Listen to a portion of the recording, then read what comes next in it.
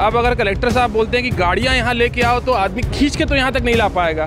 तो ऐसा उसके लिए कम से कम बॉटल में मिनिमम 1 लीटर 1.5 लीटर तो देने की यहाँ वे लोग को परमिशन दे। सिस्टमेटिक यदि लोग आए तो इजीली उन लोग को मिल जाए। जिस तरीके से बॉटल में दिक्कत हो रही, बॉटल में नहीं देने को निर्देश है कैसे? बॉटल में सेफ्टी पॉइंट ऑफ व्यू से प्लास्टिक की बॉटल अलाउड नहीं है। तो बोला गया है कि 10 लाख मतलब जुर्माना भी है, मतलब तो ड्राइवर अगर 15,000 में नौकरी कर रहे हैं। एक चीज़ ये भी बोली गई है ना कि अगर एक्सीडेंट होता है तो आपको वहीं रुकना है। तो मैम मेरी बात सुनिए, अगर ये बोला जाता है कि 10 लाख रुपए में जुर्माना बोला गया है तो ड्राइवर आदमी इतना तो कमाई नहीं करता कि 10 लाख रुपए कमाता। अगर 10 लाख रुपए हम कमाई करते तो हमको ऑटो चलाने की जरूरत ही क्या थी?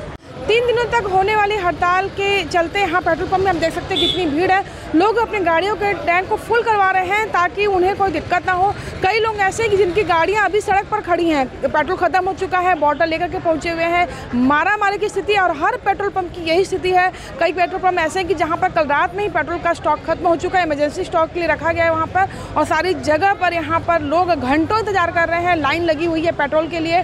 और इस जो नए कानून को लेकर के जो एक कानून है और उसका असर जो है आप देख सकते हैं पूरे शहर बहर में गया है और सारा जनजीवन आज अस्त व्यस्त हो चुका है। आप लोग बॉटल में पेट्रोल लेने के लिए क्या दिक्कत हो रही है? देखिए, सबसे इम्पोर्टेंट तो ये है कि जो लोगों के पास जो छोटी गाड़ियां हैं उसमें लिमिटेड स्टॉक रहता है, 1 लीटर 1.5 लीटर ही सभी लोग रखते हैं, जो पिछले 2 दिन से लगभग सभी की गाड़ियों में ख़त्म हो गया है। अब अगर कलेक्टर साहब बोलते हैं कि गाड़ियाँ यहाँ लेके आओ तो आदमी खींच के तो यहाँ तक नहीं ला पाएगा। तो ऐसा उसके लिए कम से कम बॉटल में मिनिमम 1 लीटर 1.5 लीटर तो देने की यहाँ वे लोग को परमिशन दे। एकदम स्ट्रिक्ट करोगे तो वैसे ही लोग परेशान हो जाएंगे। तो इसीलिए हम लोग बॉटल भी लेके आए, क्योंकि हम लोग की गाड़ियाँ घर में खड़ी हो गई, वहाँ से खींच के नहीं लाई जा सकती। और ये व्यवस्था जितनी जल्दी हो सकता है, कलेक्टर साहब को जितनी जल्दी हो सकता है मैसेज जाए कि इस व्यवस्था को ना सुचारू रूप से बहाल करें। और बाकी जो कई कारों में देख रहे हैं कि ये लोग बहुत ज़्यादा भरा रहे हैं, तो ऐसे में तो बाकी लोग को नहीं मिल पाएगा। तो इसका एक सिस्टम बनाया जाए कि एटलीस्ट कारों को 10 लीटर या 5 लीटर जो भी एक मिनिमम है उतना दें, और बाकी छोटी गाड़ियों को भी कम से कम 2-2 लीटर दें, ताकि सबका काम चले। को लेकर के अभी बहुत लाइन लगी है, पर्याप्त स्टॉक है या पब्लिक पैनिक हो रही है इस तरीके से?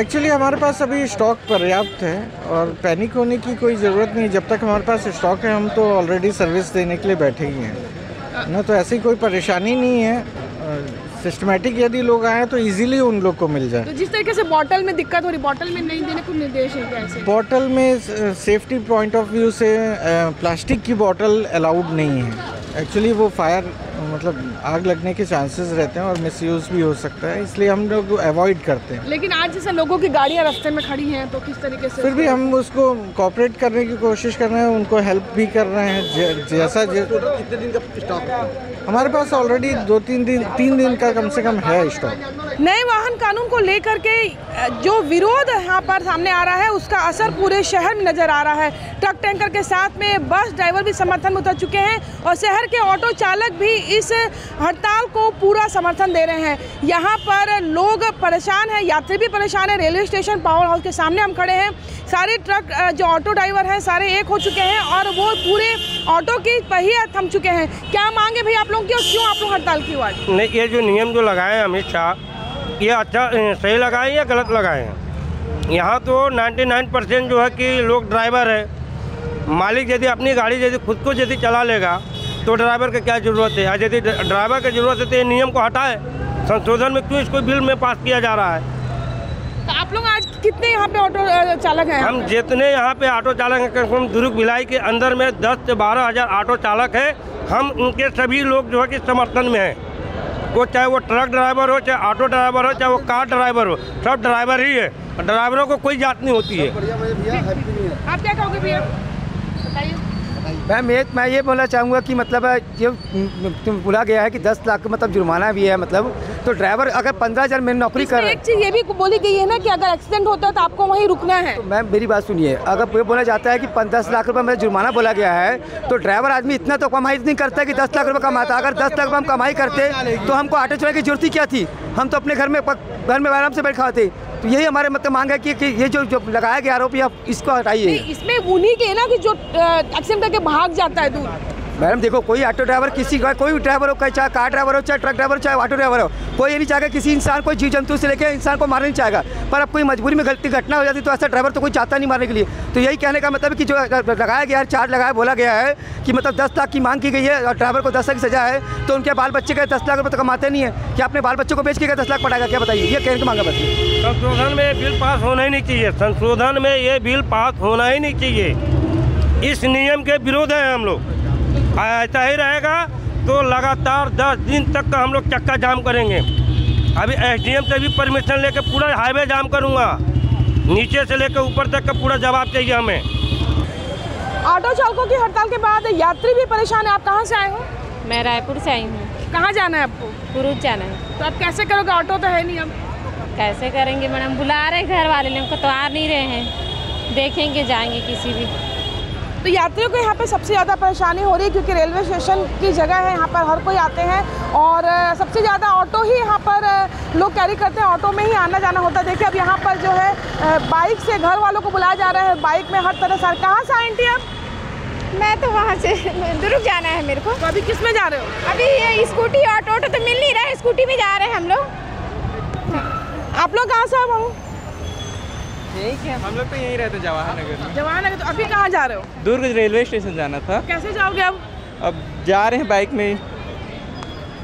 तो यहाँ पर जिसे जो सुविधा मिल रही है वो उसी में जा रहे हैं क्योंकि व्यवस्था कुछ भी नहीं है। बस, ऑटो, ई रिक्शा सब यहाँ पर बंद है। तो दुर्ग भिलाई में जो सबसे ज़्यादा यात्रा का जो साधन होता है वो यही होता है। सिटी बस का तो वैसे भी हाल आप जानते हैं, सिटी बस यहाँ चलती नहीं है।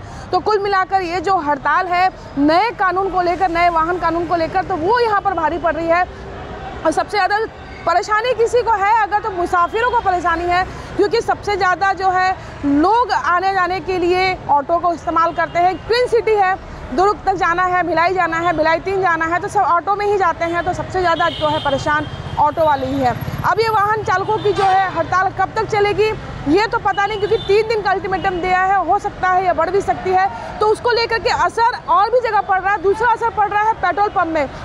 जिस तरीके से टैंकर नहीं आएंगे, यह बात जैसे ही शहर में फैली, कल से पेट्रोल पंप में लाइन लगी हुई है। कई जगह पे जो है पेट्रोल मिल नहीं रहा है, पेट्रोल पंप में स्टॉक खत्म हो चुका है। लोगों ने टैंक फुल करा लिया कि 2-3 दिन कम से कम वो अपने घर के लिए ऐसा कुछ व्यवस्था करके रखें, इमरजेंसी माना जाना पड़े तो पेट्रोल खत्म ना हो। आप कहाँ जा रहे हैं अम्मा? दुर्ग जाना होता है। तो अभी कैसे करो, कैसे जाओगे आप? ट्रेन से जाएंगे दुर्ग तक। ट्रेन से जाएंगे? कुछ नहीं मिल रहा है ना। तो देखिए यहाँ पे देखिए हॉस्पिटल भी जाना है। आपको कहाँ जाना है दादा? हॉस्पिटल जाना है मैडम। कौन से हॉस्पिटल? सरकारी दुर्ग के। दुर्ग में। तो आप कैसे ट्रेन से जाओगे? अब देखिए मैडम, ट्रेन से भी हम लोग को नहीं होगा ना मैडम, क्योंकि बहुत दूर पड़ जाएगा उधर से भी। कहीं उधर भी हाल होगा तो हम तो कहीं के नहीं रहेंगे और जरूरी है जब हाथ में बिजली टाइप का जाना है। तो देखिए परेशानी सबको है। तो कहीं ना कहीं जो भी हो, अगर हड़ताल भी है तो कम से कम इमरजेंसी व्यवस्था चालू होनी चाहिए थी। कई ऐसे लोग हैं जो इमरजेंसी में फंसे हुए हैं, किसी को हॉस्पिटल जाना है, किसी को और कहीं जाना है, कोई साधन नहीं मिला, तो उसके लिए सबसे बड़ी दिक्कत की बात है। हड़ताल जारी है और लगातार शहर में अभी सुबह का टाइम है, नए साल का पहला दिन है, लोग घूमने की भी प्लानिंग कर चुके थे, बहुत सारी चीज़ें थी, लेकिन अब सब कैंसिल हो रहा है। सब कुछ अब जो है इनके ऊपर निर्भर है, ड्राइवर कब तक अपनी मांगों को मनवाने के लिए हड़ताल पर रहते हैं। कोमल धरेसर, IBC 24 भिलाई।